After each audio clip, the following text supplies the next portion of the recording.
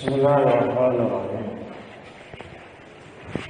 إن الحمد لله نحمده تعالى ونستعينه ونستغفره ونعوذ بالله من شرور أنفسنا ومن سيئات أعمالنا من يهده الله فلا مضل له ومن يضلل فلا هادي له أشهد أن لا إله إلا الله وحده لا شريك له وأشهد أن محمدا عبده ورسوله وحبيبه وخليله صلى الله عليه وعلى آله وسلم يا أيها الذين آمنوا اتقوا الله حق تقاته ولا تموتن إلا وأنتم مسلمون يا أيها الناس اتقوا ربكم الذي خلقكم من نفس واحدة وخلق منها زوجها وبث منهما رجالا كثيرا ونساء واتقوا الله الذي تساءلون به والأرحام إن الله كان عليكم رقيبا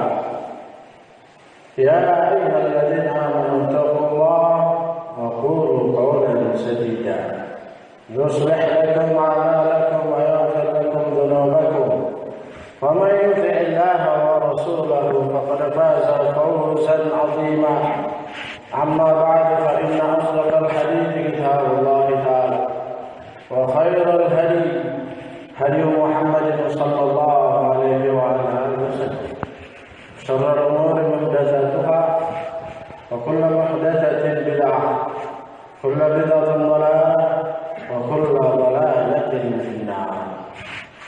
Ikhwani fiddin, saudara-saudara kaum muslimin, bapak-bapak yang saya muliakan dan saya hormati, azza wa azakumullah wa barakallahu fikum. Ar-Rasul sallallahu alaihi wa ala alihi wasallam bersabda, yang diriwayatkan oleh Imam Bukhari rahimahullah dari hadis Sahal bin Sa'ad as-Sa'idi radhiyallahu ta'ala, inni faradukum 'alal hawd man marra 'alayya shariba wa man lam yashrab lam yamma abadan.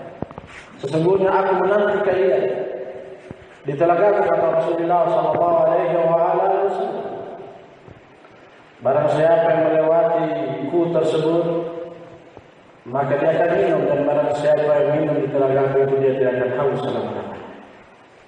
Dalam riwayat muttafaqun alaih rahmatullah alaihi min hadits Anas bin Malik radhiyallahu ta'ala anhu, qala Rasulullah sallallahu alaihi wa alihi wasallam, inna qadra hawdi kama baina al-Ayla wa San'an al-Yaman wa inna fihi min al-abariq bi'adadi nujumis sama.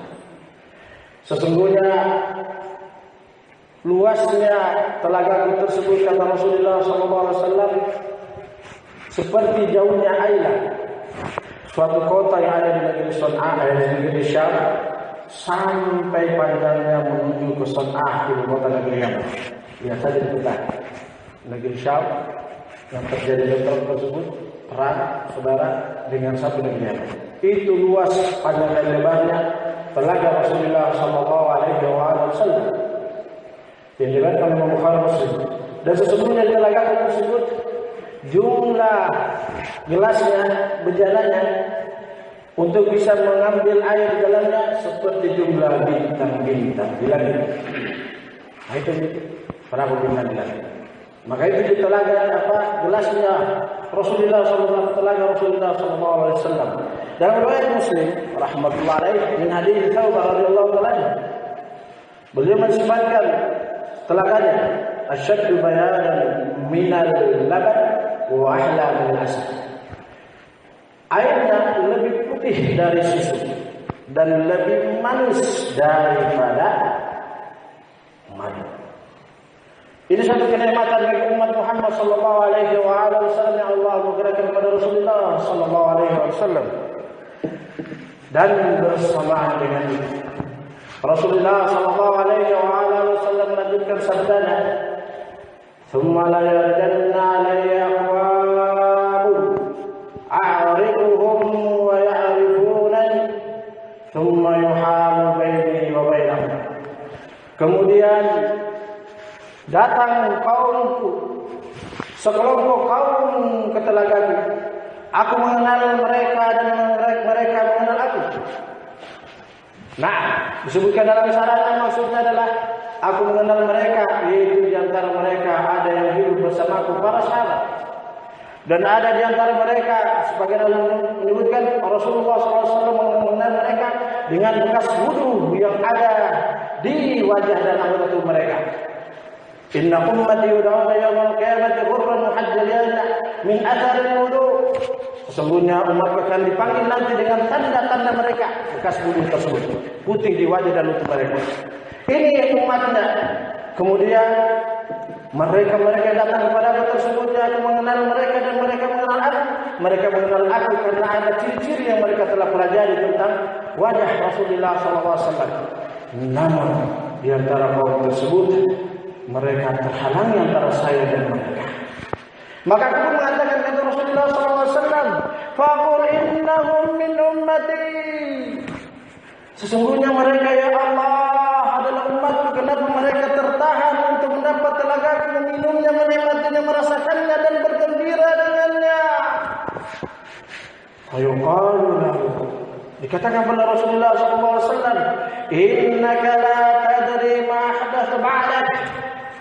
Faqul, sesungguhnya kamu tidak mengetahui Muhammad apa yang dilakukan oleh mereka sepeninggalmu. Setelah kau mati, apa yang mereka lakukan setelah kau wafat, apa yang mereka laksanakan setelah kau dipanggil oleh Allah, setelah cabut rohmu, maka kamu tidak tahu apa yang mereka lakukan dari pelanggaran syariat. Dari apa yang mereka lakukan sudah tahu ilmunya, mereka tidak melaksanakannya. Faqala sallallahu alaihi wasallam, sahhan liman ghayyara. Celaka bagi siapa yang berubah salah. Hadis ini disarah oleh dua imam yang mulia. Yang pertama Al-Imam Al-Qurtubi rahmatullahi alaihi, dan yang kedua Al-Imam An-Nawawi.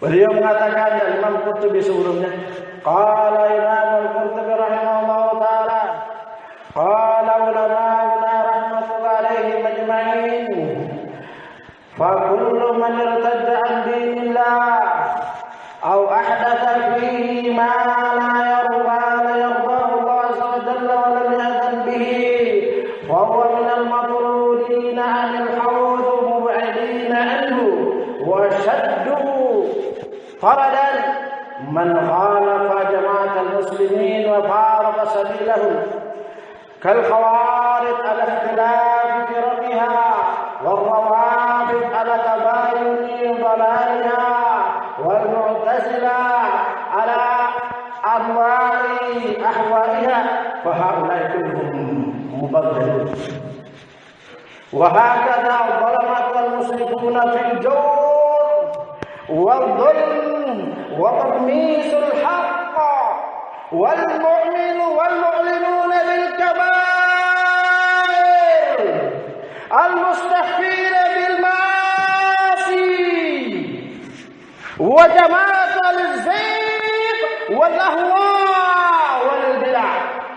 Ini orang-orang yang beliau sebutkan, orang-orang yang akan terusir nanti, tidak menikmati telaga Rasulullah sallallahu alaihi wasallam. Maka kita waspada, berhati-hati, karena mereka semuanya adalah dari kalangan kaum muslimin, dari kalangan kaum mukminin, dari kalangan kaum muslimat, dari kalangan kaum mukminat. Rasulullah, apa Imam mengatakan, berkata ulama-ulama kami kaum muslimin rahmatullahi alaihim, yang pertama, semua orang yang murtad dari agama Allah atau dia mengadakan perkara yang baru dalam agama Allah yang Allah tidak meridhoinya atau tidak mengizinkannya, maka mereka orang-orang yang akan terusir dari telaga Rasulullah SAW dan jauh dari. Ini golongan yang pertama. Atau golongan yang satu yang kedua. Kemudian yang paling keras nanti akan terusir darinya, kata beliau rahimahullah, yaitu orang-orang yang memisahkan diri, orang-orang yang menyisihi jamaah kaum muslimin dan berpisah dari jalan kaum muslimin, yaitu ke pemerintah kaum muslimin yang sah, seperti Khawarij dengan berbeda kesesat firqah-firqahnya, dan Rawafid yang jelas kesesatannya, dan Mu'tazilah dari berbagai macam hawa nafsunya. Semua mereka itu adalah orang-orang yang akan terusir dan terjauhkan dari telaga Rasulullah sallallahu alaihi wasallam. Ini golongan yang ketiga. Golongan yang berikutnya adalah begitu pula orang-orang yang zalim, yang mereka berlebihan sangat dalam kejahatannya dan pula kezalimannya, dan juga mereka berusaha untuk memadamkan kebenaran. Ini golongan yang keempat, yang mereka orang-orang yang akan dijauhkan dari telaga Rasulullah sallallahu alaihi wasallam. Kemudian yang berikutnya, golongan kelima adalah orang yang terang-terangan melaksanakan dosa-dosa besar. Dia tidak malu lagi dengan teguran, dengan nasihat, dalil dia tidak mampan lagi. Perkara-perkara ancaman dia sudah tidak merasa aman darinya. Dia tidak merasa aman darinya karena dia sudah berani terang-terangan melaksanakan kewajiban. Golongan yang berikutnya, orang yang melaksanakan maksiat sembunyi-sembunyi. Ini golongan berikutnya. Dan golongan yang terakhir, jama'atu ahli zayd wal ahwa wal bid'ah. Kelompok orang-orang yang menyimpang ahwa dan ahli bid'ah. Ini mereka orang-orang yang akan dijauhkan dari telaga Rasulullah sallallahu alaihi wasallam. Luar biasa luasnya telaga Rasulullah sallallahu alaihi wasallam. Luar biasa panjang dan lebarnya telaga Rasulullah sallallahu alaihi wasallam. Namun banyak juga yang terusir darinya. Maka kita waspada wahai ikhwan fiddin, wahai saudaraku-saudaraku kaum muslimin dan kaum mukminin, dimanapun kalian berada dan kalian yang berada di sini, berhati-hati dari hal-hal yang telah disebutkan para ulama. Kalian kesemana dikatakan oleh Imam An-Nawawi rahimahullah di dalam Syarah Sahih Muslim. Berhati-hati kita. Kalau kita selamat dari murtad, alhamdulillah. Tapi belum tentu kita selamat dari perkara bid'ah. Apabila kita selamat dari perkara bid'ah, belum tentu kita selamat dari bentrok dengan pemerintah. Kalau kita sudah selamat dari itu, alhamdulillah. Belum tentu kita selamat dari kezaliman. Kezaliman kepada Allah Subhanahu wa taala. Kezaliman kepada sesama makhluk, yaitu kepada orang tua kita, kepada orang tetangga kita, kepada orang yang lebih mulia dari kita, atau kita sebagai murid terhadap guru kita, atau kita sebagai anak kepada orang tua kita, dan seterusnya sama makhluk, atau zalim pada diri kita sendiri. Atau kita jangan termasuk orang-orang yang menghalangi untuk mematikan kebenaran, atau berusaha menjauhkan manusia dari kebenaran, walaupun itu adalah istri kita, walaupun dia ada anak kita jauhkan dia dari kemarahan, maka kita khawatir masuk dari makhluk tersebut. Selain kita termasuk orang yang dalam golongan tersebut. Kemudian juga kita berhati-hati kalau kita selamat dari itu, alhamdulillah. Maka kita berhati-hati jangan sampai kita termasuk orang-orang yang terang-terangan melakukan kemaksiatan, terkhusus dosa-dosa besar. Kalau kita selamat dari itu, alhamdulillah. Jangan sampai kita termasuk orang yang sembunyi-sembunyi melaksanakan kemaksiatan. Apalagi kemaksiatan sembunyi-sembunyi tersebut perkara yang haram, yang jelas keharamannya, perkara yang durhaka, yang jelas kedurhakaannya, baik itu maksiat secara lisan ataupun mata ataupun telinga, waliyadzubillah kalau kemaluan. Maka kita berhati-hati. Bukan masalah kita akan hidup nanti setelah mati kita, yaitu di hadapan Rasulullah SAW. Kita berhadapan dengan beliau. Semoga Allah menjauhkan saya dan kalian semua. Kemudian kalau kita selamat, kita alhamdulillah. Masih ada poin yang berbahaya lebih, yaitu bergaul dengan jamaah, kelompok-kelompok al-ahzab, Abu Zayd al-Bidah. Maka hal ini akan membahayakan kita semua. Maka jangan remehkan hal tersebut. Memang agama ini ringan, agama ini mudah, tapi kalau kita sekali tergelincir, kita akan semakin terjerumus. Maka oleh karena itu banyaknya berdoa Rasulullah SAW saja yang maksum, yang dijamin masuk surga, yang sudah pasti meninggal dalam keadaan husnul khatimah. Beliau berdoa sampai matinya, ya muqallibal qulub, tsabbit qalbi ala dinik, wahai zat yang membolak-balikkan hati, kokohkanlah hatiku di atas agamamu. Wa ya musarrifal qulub, wahai zat yang membolak-balikkan hati, sarrif qalbi ala taatik, palingkanlah hatiku di atas ketaatanmu. Semoga bermanfaat. Alhamdulillah.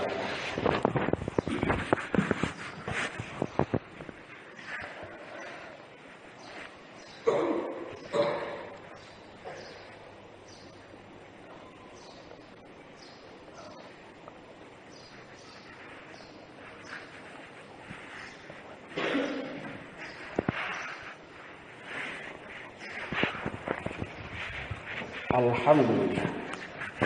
Wassalatu wassalamu ala Rasulillah wa ala alihi wa sahbihi wa mawalah. Saudara-saudaraku muslimin, Bapak-bapak yang saya muliakan dan saya hormati, ikhwani fillah azza wa jazakumullah wa barakallahu fiik. Kalau kita menyimak apa yang dijelaskan oleh para ulama, inilah sebenarnya janji Iblis la'natullah alaih. Yang Iblis berjanji di hadapan Allah Subhanahu wa taala ketika dia la'natullah alaih ditetapkan oleh Allah Subhanahu wa taala sebagai makhluk yang paling terlarang, makhluk yang paling biadab, makhluk yang paling lancang, makhluk yang paling zalim, makhluk yang paling. Yaitu dia mengatakan, qala fa bima aghwaytani la'budannahum siratal mustaqim thumma la'atiyannahum min bayni aydihim wa min khalfihim wa an aymanihim wa an shama'ilihim wa la tajidu aktsarahum syakirin. Iblis la'natullah alaih berjanji dengan Allah karena dia sudah angkuh, sombong dan takabur, karena dia merasa dirinya yang mulia, lebih mulia daripada Adam. Dia merasa dia lebih dari Adam karena satu, dia merasa dia yang duluan diciptakan. Dia merasa dia duluan yang menjalankan ketaatan sebelum diciptakan Adam. Dia merasa dia lebih duluan yang menempati kerajaan langit. Dia merasa dia yang lebih dahulu di dalam menempati beribadah bersama para malaikat. Sehingga dengan kesombongan dan keangkuhannya tersebut dilaknat oleh Allah dan ditetapkan sebagai makhluk yang akan masuk neraka dan tidak ada kompromi dan toleransi. Tapi dia berjanji, dia minta izin pada Allah kalau engkau sudah tetapkan Allah, karena dia tahu bahwa kalau Allah sudah menetapkan sesuatu tidak akan mungkin ada perubahan. Karena dia tahu ini bahwa dia tidak akan mungkin bisa lancang pada Allah. Sama Adam dia berani lancang, tapi Allah dia tidak berani, maka dia minta tundalah untuk aku, kata dia, hidup sampai hari kiamat. Maka janjinya dia mengatakan, saya akan datangi mereka dari depan mereka ya Allah, dari belakang mereka ya Allah, dari kanan mereka ya Allah, dari kiri mereka, dan engkau tidak akan mendapati kebanyakan mereka bersih. Inilah maksud. Semada dengan ditafsirkan oleh Imam Ibnu Qayyim rahimahullah, yaitu maka Iblis la'natullah alaih kepada Bani Adam, yaitu mereka dia akan datangi jatuhkan dalam perkara kesyirikan, yaitu untuk murtad. Kalau tidak mampu perkara bid'ah, kalau tidak mampu perkara kemaksiatan, kalau tidak mampu perkara meremehkan ketaatan, kalau tidak mampu dia lebih utamakan perkara-perkara yang amal ibadahnya pahalanya sedikit daripada meninggalkan pahala yang besar. Ini semua maka iblis. Dan hukuman bagi orang-orang yang terjatuh dalam tipu daya iblis tersebut di dunia adalah kesesatan, dia jauhkan dari rahmat Allah, di akhirat nanti sebelum dia masuk ke dalam neraka tersebut waliyadzubillah, yaitu dia akan terusir dari telaga Rasulullah sallallahu alaihi wasallam. Maka kita berhati-hati dari berbagai macam kemaksiatan pada Allah Subhanahu wa taala. Namun kata para ulama, bukan berarti tidak ada solusi. Bukan berarti dengan dahsyatnya, ngerinya, semangatnya iblis dan bala tentaranya untuk menyesatkan kita, untuk menelantarkan kita dari ketaatan dan keistiqomahan, bukan berarti ada solusinya. Kata para ulama, diantaranya pemimpinnya Imam Ibnu Abbas radhiyallahu anhu, ketahuilah wahai hamba Allah, ketika kalian mengetahui bahwa iblis datang dari semua tempat, tapi iblis tidak bisa datang dari satu tempat, yaitu dari atas kalian. Karena dia tahu di atas kalian ada Allah Subhanahu wa taala. maka itulah untuk bisa solusinya, maka laksanakanlah dari jalan atas tersebut. Apa itu? Iyyaka na'budu wa iyyaka nasta'in. Itu solusi untuk bisa selamat dari jalan depan dan jalan belakang, kanan dan kiri, dan sebagai kita termasuk orang yang bersyukur. Solusinya adalah terus iyyaka na'budu wa iyyaka nasta'in. Teruslah jalankan ibadah dan pilihlah ibadah yang paling afdal, jangan yang afdal yang tidak afdal kita utamakan, yang afdal tidak. Setelah kita memilih afdal, apalagi itu perkara wajib. Setelah kita menjauhi perkara haram, bukan berarti kita meninggalkan, sebaliknya. Kita meninggalkan perkara, kita melaksanakan perkara yang makruh. Kita bermula-mula perkara yang haram. Ini makan iblis. Tapi setelah kita melaksanakan perkara, menjauhi perkara yang haram, dan kita masih terjadi dalam perkara yang makruh, iyyaka na'budu wa iyyaka nasta'in. Begitu pula apabila kita senantiasa melaksanakan yang wajib, terkadang perkara mustahil kita terjatuh atau kita malas-malasan, maka kita iyyaka na'budu wa iyyaka nasta'in. Tapi kalau terbalik, ini adalah bala. Maka ini solusinya hal tersebut. Maka iyyaka na'budu wa iyyaka nasta'in, maka kita pelajari namanya ibadah. Kita pelajari mana jalan-jalan murtad untuk kita menjauhi. Kita jauhi mana jalan-jalan bid'ah, kita jauhi. Kita jauhi mana jalan-jalan pemberontakan, kita jauhi. Kita jauhi, kita pelajari mana jalan-jalan kezaliman, kita jauhi. Kita pelajari mana namanya al-kabair, kita jauhi. Maka kita pelajari mana jalan-jalan yang bermaksiat secara sembunyi, kita jauhi. Dan mari kita berpelajari mana bentuknya itu bergabung bersama-sama dengan jamaah Hizbiyah, Ahlul Bidah Lawak, kita jauhi. Setelah itu kita kena budak. Itu kita jauhi, itu ibadah. Setelah itu kita mendapatkan buka puasa. Ini solusinya bagi siapa yang mau mengamalkan. Wa qulil haqqa min rabbik.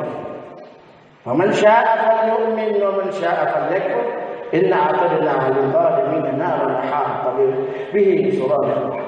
Katakanlah wahai Muhammad, kebenaran Rabbmu. Siapa yang mau ikuti silakan, dan siapa yang tidak ikuti silakan.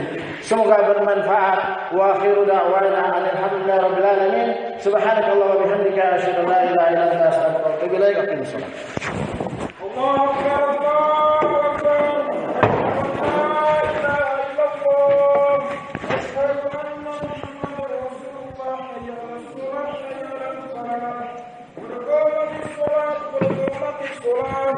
الله أكبر الله أكبر.